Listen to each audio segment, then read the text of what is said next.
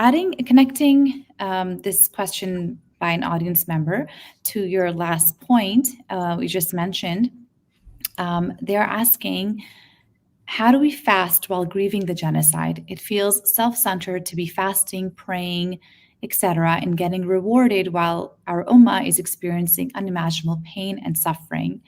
I believe you've touched on this at different occasions, but if there's something specific you can tell this brother or sister. That is an excellent question. And yes, this is going to be a Ramadan unlike no other.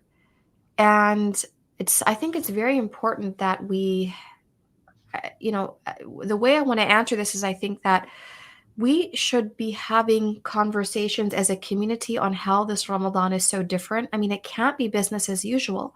So whether it is going to the local imam, maybe organizing talks at the masjid, whether you have youth directors that can address this, therapists and counselors in the community, because the amount of guilt that all of us feel, and this is what the questioner has articulated here, this is something that we really have to grapple with. And let me say this, the alternative, what would the alternative be? So think about it. If we view being able to go about the normal routines of Ramadan, like if we view that as a luxury that we don't deserve and as somehow being unfair to the Palestinians, we have to ask ourselves, what is the alternative? So obviously the alternative is one that I think would not be desirable at all, whether it would be leaving off some aspect of the obligation or the ritual. In other words, the practices of Ramadan are really what we need at this time. If you think about Ramadan in terms of an ibadah that Allah subhanahu wa ta'ala himself rewards, if you think about Ramadan in terms of the tamping down the desires, the shahawat, what the lower self wants. If you think about Ramadan as a time for that spiritual training, if you think about Ramadan as a time to seek Laylatul Qadr, if you think about it as a time to increase in charitable acts, as you think about Ramadan as an opportunity to find the strength and courage to speak out, I think that Ramadan can actually serve a very valuable purpose, for our community. But the guilt, yes, I think all of us are dealing with that. There is a certain degree, perhaps even of maybe survivor's guilt, especially for Palestinians that that live here in the United States, whose family members have been martyred. There are so many people that have lost hundreds, and if you bring them together collectively, thousands of family members. So my nasiha on this particular question would be that every single time that we make the niyyah to fast, the night before, that we ask Allah subhanahu wa ta'ala to let us derive from the fast what we should truly be deriving from that fast. And that we also make sure that we are setting the example for others, that this is not the time to be engaging in any type of sort of lavish kind of consumption. This is not the time to be kind of caught up in sort of, like I said, these externalities. This is the time to really be thinking about simplicity. This is the time to be examining, are we doing the work that we need to be doing in our respective communities? Are we paying attention to those that don't have anybody to visit with them? Are we looking to those that are less fortunate? And again, there are a lot of things that I think that we can do. And I'm not saying as a way of assuaging our guilt, because I think the guilt is always going to be there, because there's the guilt that we are collectively bearing as an ummah, that we are so numerically strong but cannot come to the aid of the Palestinians. But I would venture to say, and I would love if someone from Palestine could help us with this, I would venture to say that the Palestinians would not want you to give up on your ibadah, on your Quran, on your dua, on your qiyam, on your taraweeh. I don't think they would want you to give up, because this is the source of their strength, of their resilience, of their steadfastness. So surrounded by luxury, cannot get up at night to pray. I think that's really telling when you look at people that have everything that has been taken from them and they are still there. And we've seen the images of people literally praying amidst the rubble, often with their families trapped underneath that rubble. And then final point, don't allow the forces that would wish to silence our community to intimidate us. All right. Ramadan gives us an opportunity to really be able to clearly delineate truth and falsehood. And this country needs people who have that ability now more than ever. Absolutely. Jazakallah khair for that answer. I'm sorry if there was background noise. I was taking notes. Alhamdulillah. Another question we have, and Jazakallah khair for and everyone who's asking these questions. What an amazing source of khair for everyone. Through you, may Allah accept it.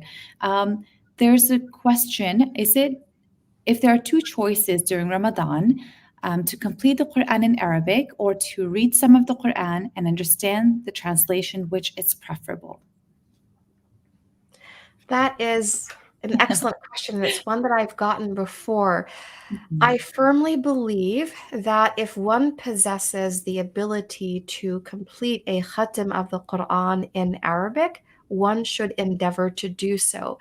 And the reason why I say this is because the Arabic language itself, there is something so incredibly transcendent and sublime about the Arabic in the Mus'haf that we just simply are unable to access through a translation. Now, of course, I'm not discounting the importance of understanding the meaning of the Quran, but I firmly believe that if you open the Mus'haf with the intention of asking Allah subhanahu wa ta'ala to give you an increased understanding, to give you certain openings, that you will receive those spiritual gifts, even if you are not particularly well versed in the Arabic language.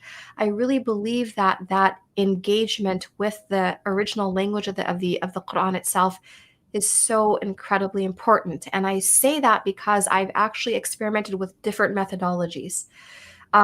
So there was a time in my life when one of my teachers, actually Sheikha Tamara, told me I needed to really be very diligent about completing the Quran, i.e. khatm al-Quran.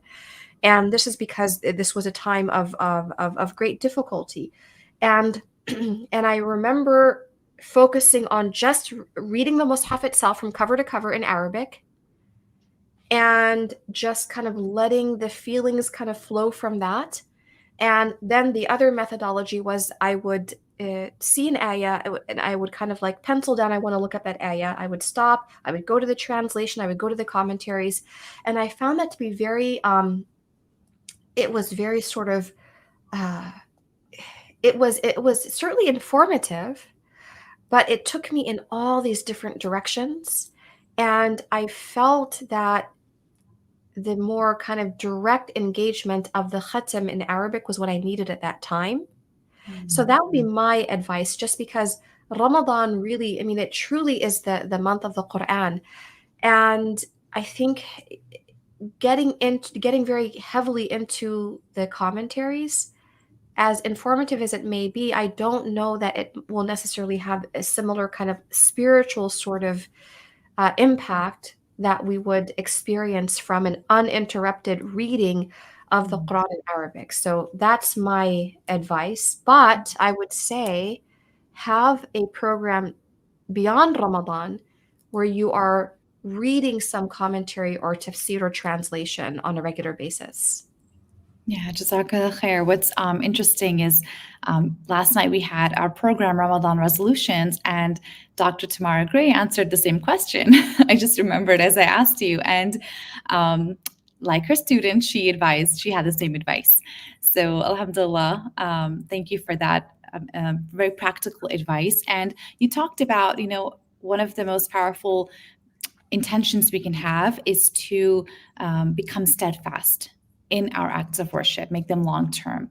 So I think that will be an amazing intention to couple with this, right? To just make sure that we are doing it beyond Ramadan as well.